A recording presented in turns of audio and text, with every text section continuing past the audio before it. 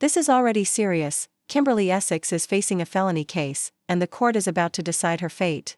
10 years in prison is on the table. But is there a chance she can argue her way into rehab instead? Stick with this, because it gets messy fast. All right, the court is calling 2025 CR 004431, State versus Kimberly Renee Essex. Could I have parties announced for the record? Words for the state. Michael Bellow from Miss Essex. And are you Miss Essex? Yes, ma'am. All right, you entered a plea to count 4, paragraph A of no contest. You pled true to the enhancement. State waived counts 3, 1, 2, counts 4, paragraph B, and just one moment.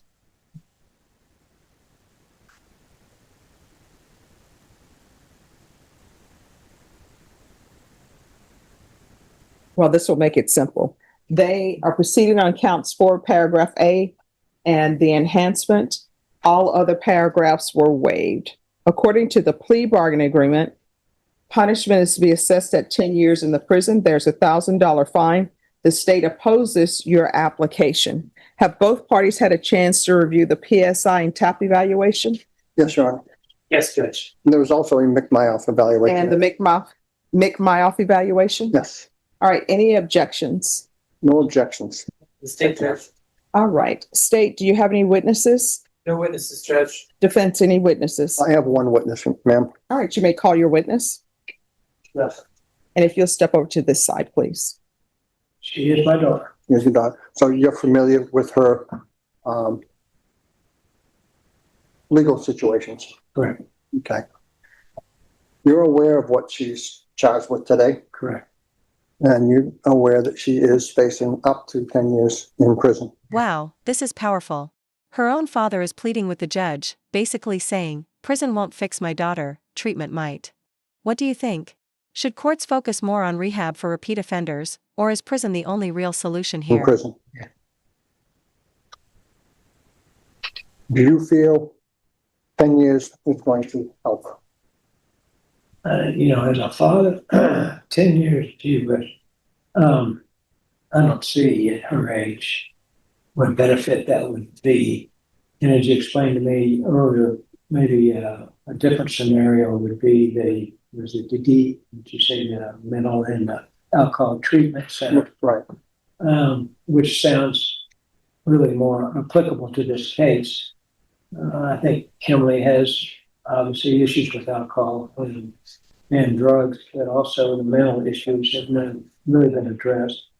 She feels that she has drugs implanted in her stomach and her brain, just various things that I think she would benefit from the other program in the prison.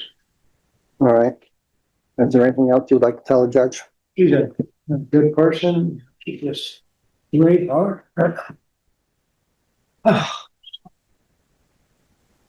have no other questions. Any questions? Just a few, Judge. I'm Mr. Essex. Okay. Okay, call you Bill. Sure. What do you prefer? Whatever you just feels fine. All right. So I know you're Miss Essex's father, and she's kind of had a history of struggles. Is that fair? Correct. Back to the mid or the 2000s. Yes. Theft. Have that intoxication assault, which seemed to be a life-changing event for her. Yes. Like she did a little bit for criminal mischief. I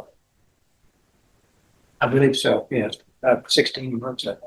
And sometime after she got out of prison for her intoxication assault, he was put on probation for another DWI. Remember that? I'm not aware of that. I'm aware of that. Remember her going back to prison? Subsequent? No. There's still one time in Houston. Okay. So you're not aware of anything out of Austin? Yep. Yes. Yeah. Yeah. Exactly right. It's like discharged in 21. So Correct. we're talking about decades of substance use Correct. issues. Correct. And have you personally observed in the last few decades substance abuse issues as her father? Yes.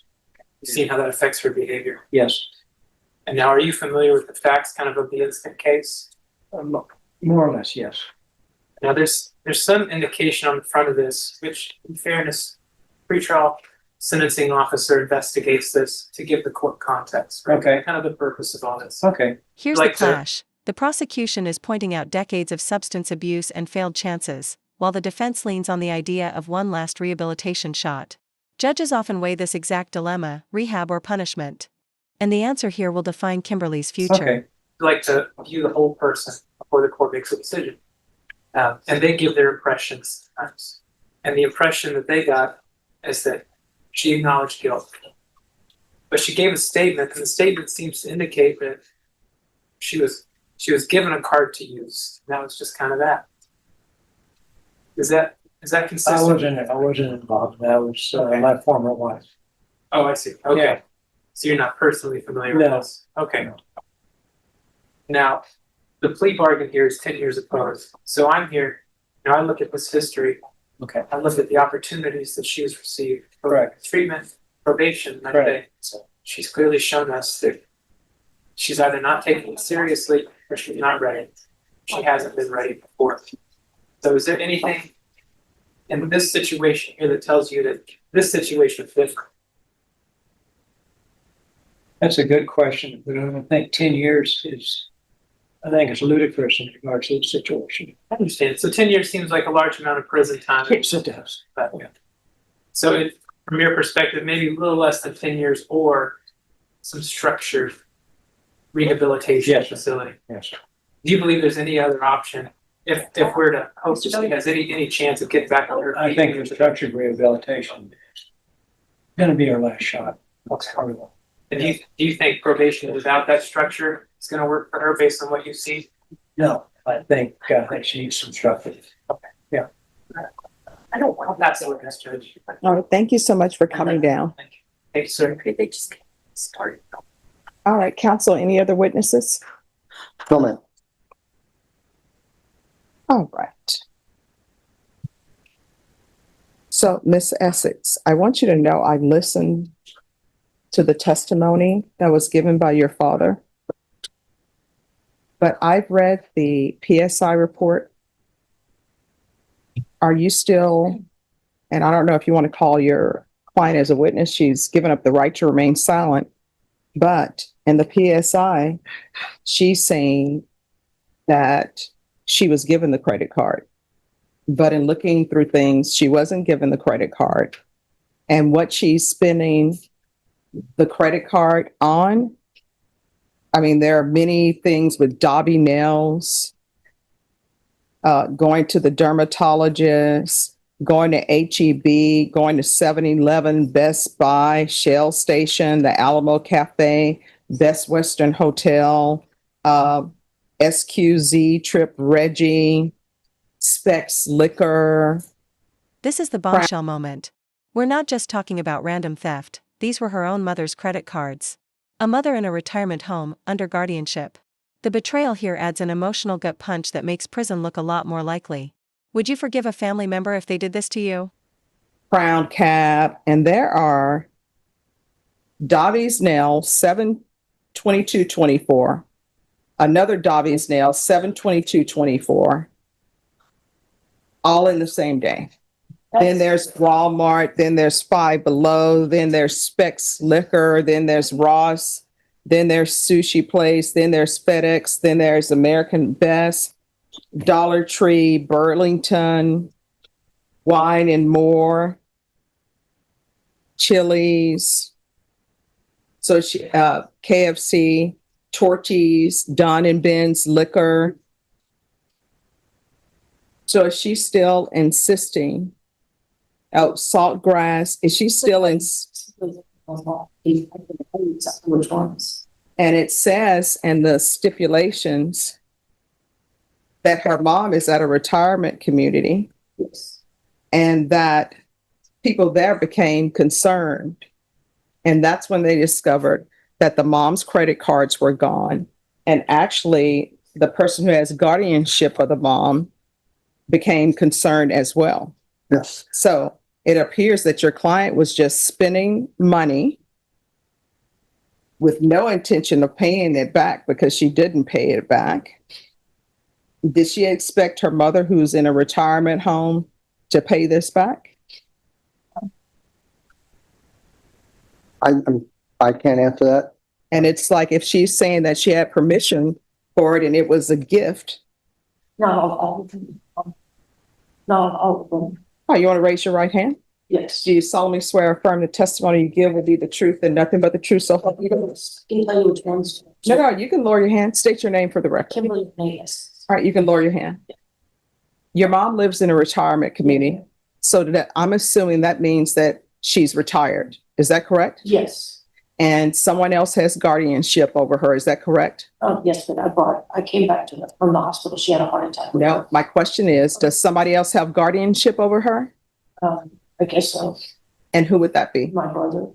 I'm sorry? My brother. So when someone has guardianship over someone else, doesn't that mean that they're in charge of any type of spending of money?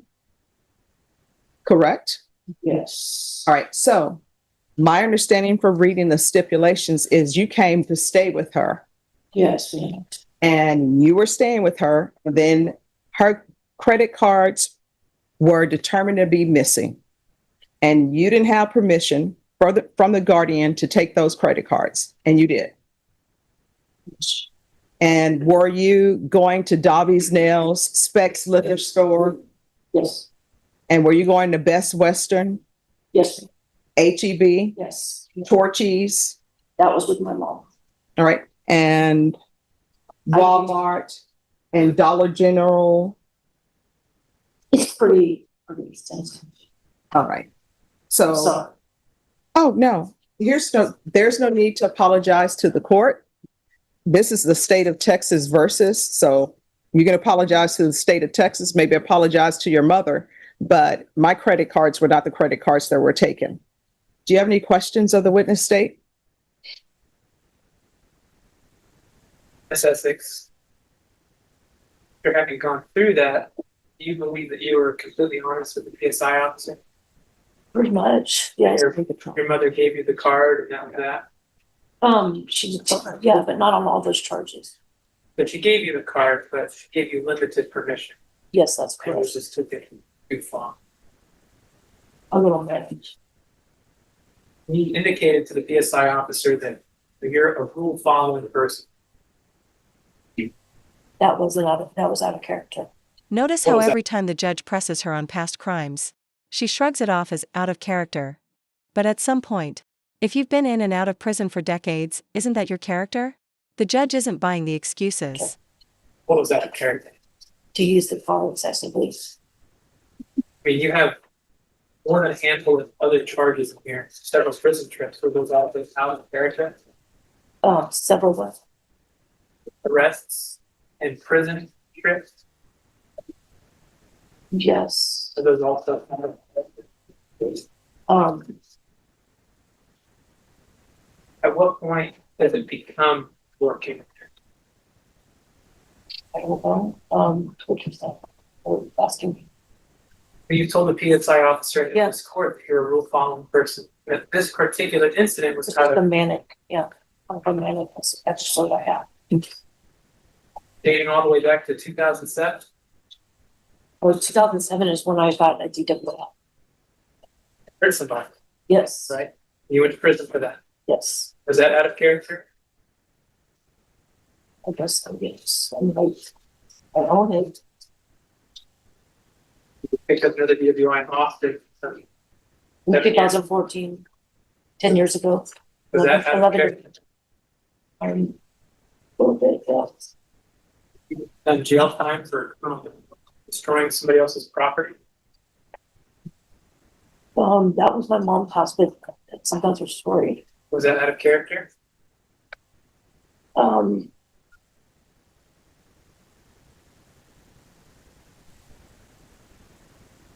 I don't believe that one was out of character. I had all my stuff in the house. I didn't have a way to get into any of my things.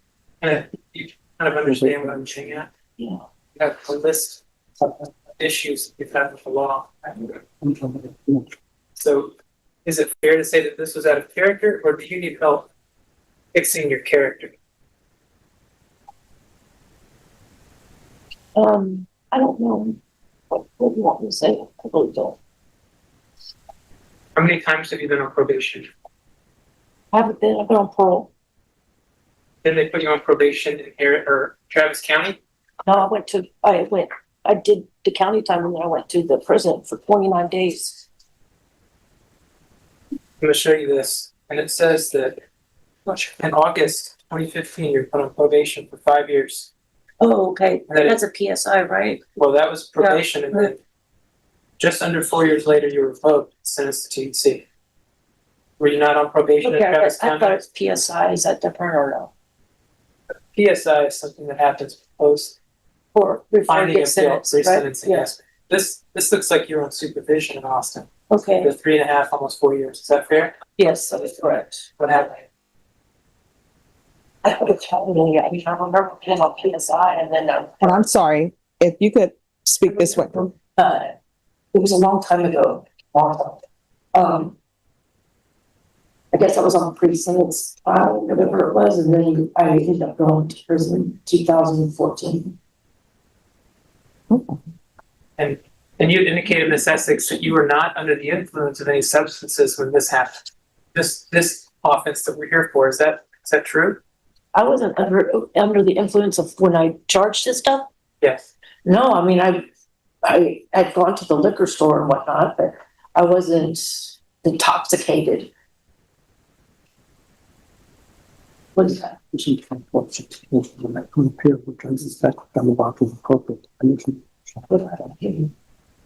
I'll pass the witness, Judge. Any questions? Defense. No questions, Your Honor. I do have a few things I'd like to address. Yes. While she You have a was trial court certification. while she was in Bear County, she wanted me to present those certificates to the court that showing that she is trying to be a better person. She's asking for outpatient, intensive outpatient. She says she is willing to go to Laurel Ridge for an extended period of time. She has the threat of prison hanging over her head, which I think will motivate her strongly to help her keep out of prison and be successful on this probation. She had troubles last time, but she is older. She is motivated. And there it is, the hammer drops. 10 years in prison, no probation, no second chances. This case shows how family ties, addiction, and betrayal collide in the justice system. Do you think the judge made the right call, or should Kimberly have been given one last chance at rehab? All right. So, Ms. Essex, I want you to know that I heard everything that has been said. I've internalized everything. And this is what I want you to internalize, right? You've got to realize that the person that you committed this offense against was your mom. Your mom is in a retirement facility. Your mom is in such a state that she has a guardian, which legally means she's not able to take care of herself. And what you did, under the guise of, I want to be with my mom, I want to help my mom, Yes. you went into her retirement home, her apartment or community, and what you did was you took credit cards from a vulnerable person, and you had no qualms about using those cards. And you would still be using those cards probably today, but not for the fact that the guardian of your mother said, hey, somebody's been using these credit cards. You had no intention for paying for that. No, I would pay it back. No, you say you would pay it back now, but that's because you have a criminal case. I don't think that you are a good candidate for probation. I'm not going to give you probation. I'm going to find you guilty. The enhancements are going to be true. The court is going to sentence you to the 10 years in the prison. Your credit for any time served, there's a $1,000 fine. There's to be no contact with Dorothy Essex, Philip Essex. There's to be restitution, if any, to Dorothy Essex. I'll request a therapeutic community. There's to be no residing with any vulnerable person or anyone who's younger than 17 years of age or older than 65 years of age. The court, as previously stated, is giving you credit for any time served. Did you review the document entitled Trial Court Certification? Did you review the document entitled Trial Court Certification of Defendant's Rights to Appeal? Because this is a plea bargain agreement, because I followed your plea bargain agreement, and because you waived your right to appeal, you do not have the court's permission to appeal. Because this is a felony conviction, you're not allowed to own or possess any weapons or ammunition. If you have a question over what a weapon or ammunition is, you'll need to speak to an attorney. And yes, your agreement was that either I would grant you probation or either I would sentence you to 10 years in the prison. And I'm sentencing you to 10 years in the prison. Good luck to you. 1 second. Thank you. 1 second. All right, everyone, we're going to go on.